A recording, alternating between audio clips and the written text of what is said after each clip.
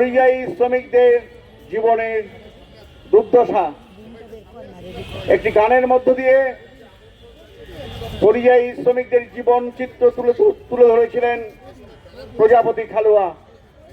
বাস্তবে সারা পশ্চিমবঙ্গ ছিল বিভিন্ন রাজ্যের শ্রমিকদের কাজ পাওয়ার জায়গা, জীবন জীবিকা রক্ষা করার জায়গা।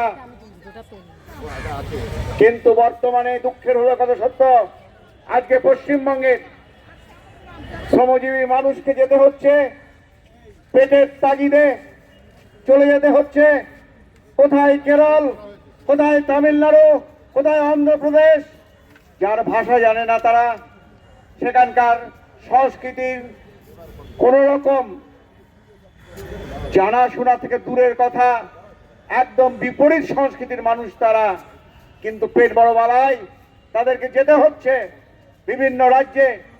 এবং আজ একটা আশ্চর্য জিনিস দেখা যাচ্ছে, যা ভারতবর্ষে কখনো দেখা যায়নি।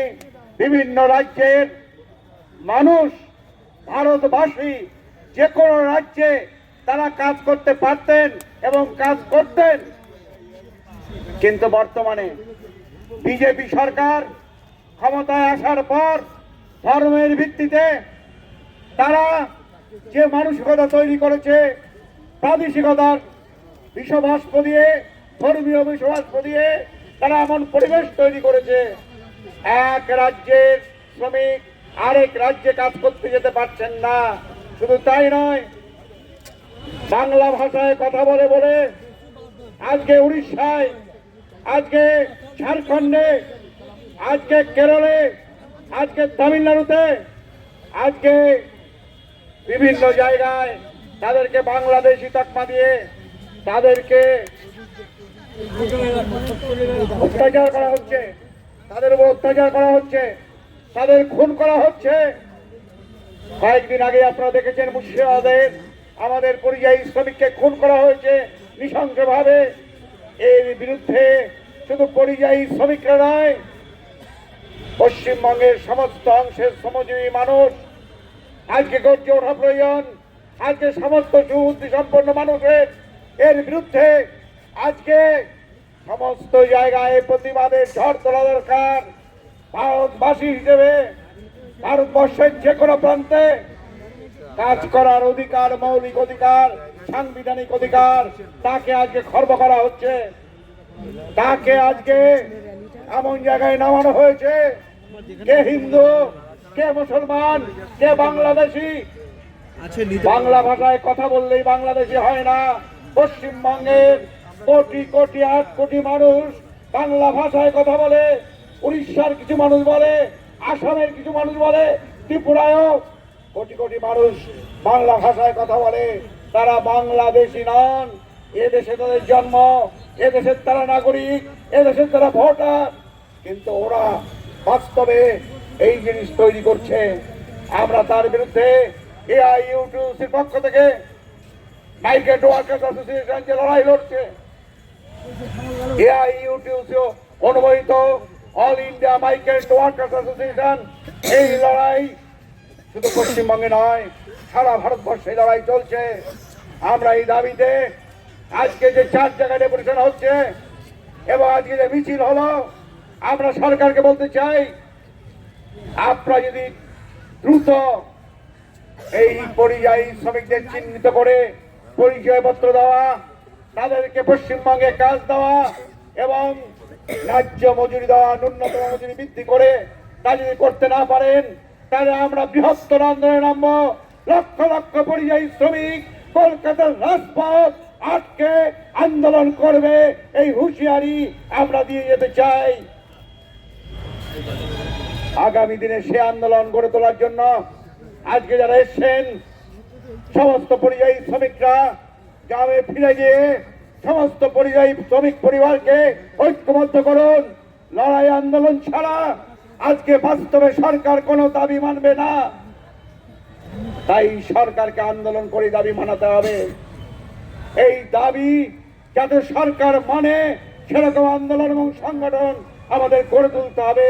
এ কটি কথা বলে সকলকে অভিনন্দন জানিয়ে গরিবের দেখি যত জ্বালা, সংসার পরিজন ছেড়ে যেতে কাঁদে না, এ যে বড় যন্ত্রণা জ্বালা।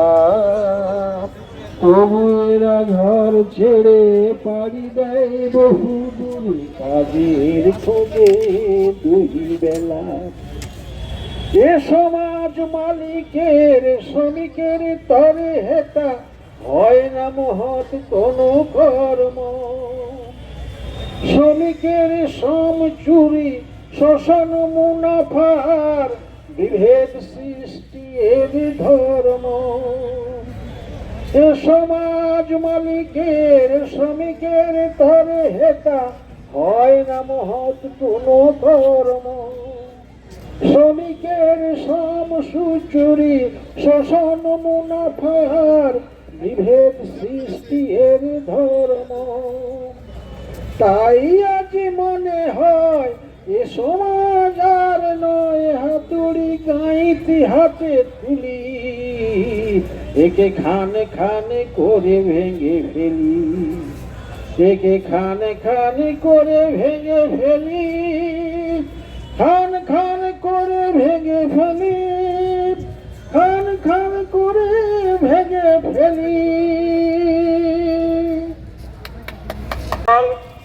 চারটে দপ্তরে যাচ্ছেন, সেখান থেকে কি হবে আপনাদেরকে জানিয়ে দেওয়া হবে।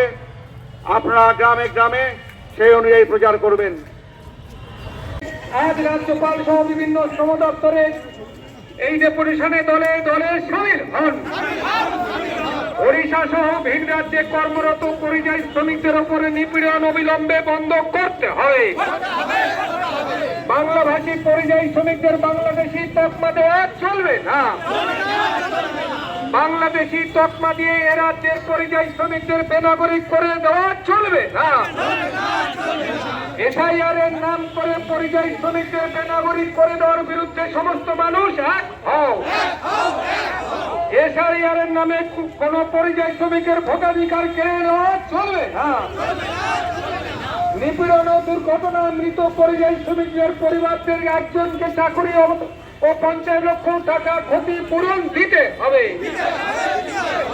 এই দাবিতে সমস্ত পরিযায়ী শ্রমিক এক হন। এই ইউটিউব জিন্দাবাদ।